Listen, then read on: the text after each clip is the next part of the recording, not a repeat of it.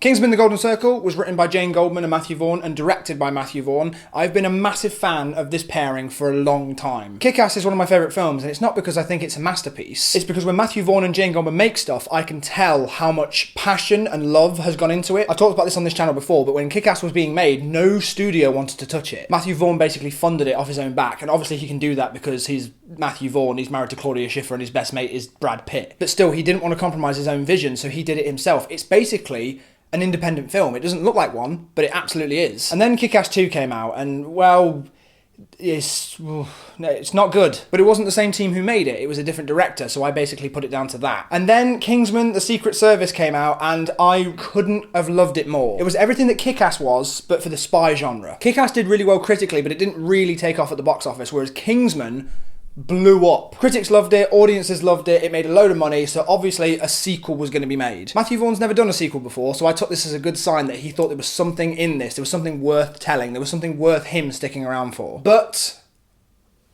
I was massively, massively disappointed with Kingsman: The Golden Circle. It is my biggest disappointment.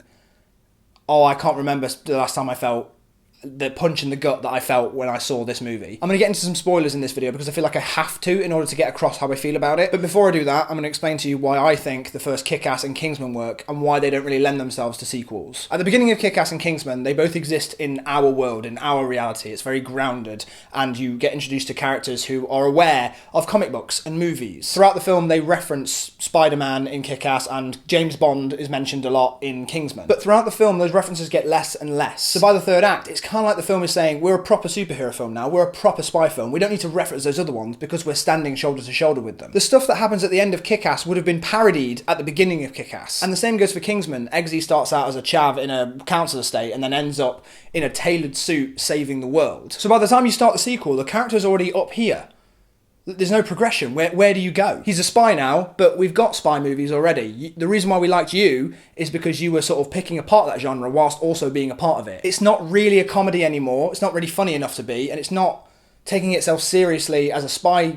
So what is it? You're sort of sitting in a weird middle ground. When people get asked what they like about certain movies, like Jaws, they'll say, I like the shark scenes, or Star Wars, they'll say the lightsaber fights. But that's not really what you like about those films. That stuff is cool because surrounding it is a bunch of character and story that you're invested in. What's happened here in Kingsman is the exact same thing. It feels like they've amplified all the stuff they think people like about Kingsman, and they've sort of diluted everything else. So the violence, the language, and the sort of laddish humour, that's still there. At the end of the first Kingsman, it ends on what Mark Kermode calls a bum note, which is an anal sex pun. Now, when that film came out, I defended that scene because I knew that the intention was to parody the end of like a Roger Moore Bond film where he says something cheesy like, I'm going to take her around the world one more time.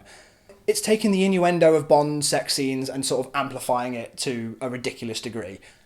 I understand that. I just don't think it's appropriate. And now he's continued it even more. This is the scene that's getting a lot of coverage for the new film. It's a scene where Eggsy, he fingers a girl and then the camera goes through her underwear and into her vagina. Now, I think I was wrong to defend the first film anyway, because I think regardless of the intention, that scene doesn't really work. But here, yeah, I think that bit where it goes through her underwear and stuff, like, I think that is weird. But what's weirder to me is the 20 minutes preceding it, where the entire storyline, and I guess the joke, is that two men are trying to see who can finger the girl first.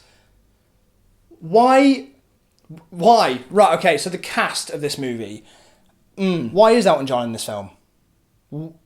I know it was a reference to the comic, but I thought it was going to be like a cameo, but then it kept going.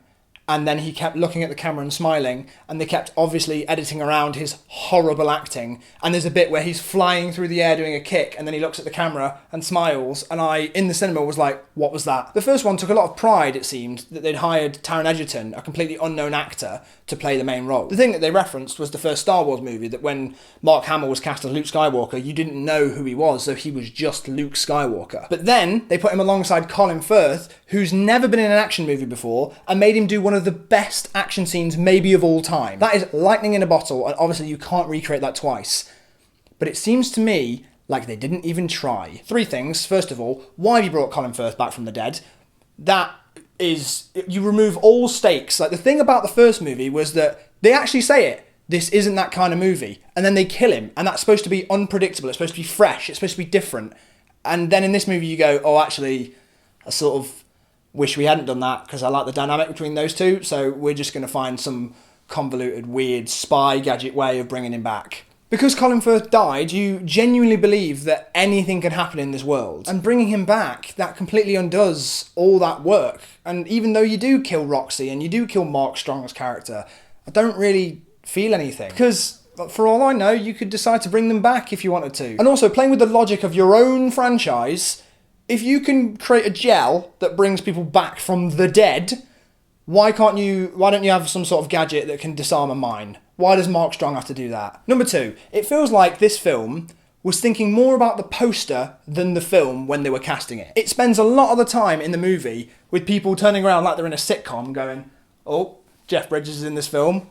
Oh, Channing Tatum is in this film. Did you notice that Elton John's over there? Halle Berry, Julianne Moore. Did you see all the famous American actors we got in this? And actually, it feels like some of this film was rewritten around actors' schedules, because Channing Tatum is in this movie, technically, but he's at the beginning, then they put him to sleep, and then he wakes up at the end. Is that because you had 3 days with Channing Tatum and you really wanted him to be on the poster? And the third thing is the action scenes. The first one is obviously famous for the church fight, but it also had a variety of different ones. There was a parkour one, there was one where Eggsy was in a car chase with the police but he was driving backwards. There was an amazing one where they were jumping out of a plane and you didn't know if somebody had a parachute or not.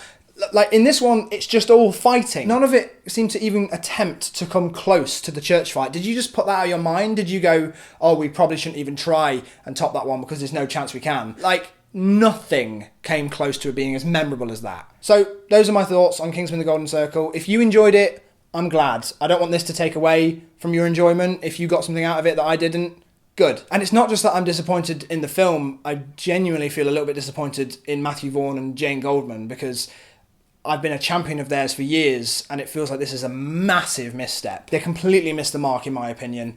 But what did you think? Let me know in the comments below. If you agree or disagree, I'd love to hear. Don't forget to give it a thumbs up if you enjoyed it. There's more of my videos here. One of them is my interview with Matthew Vaughn. My name is Jack Howard, and until next time, bye.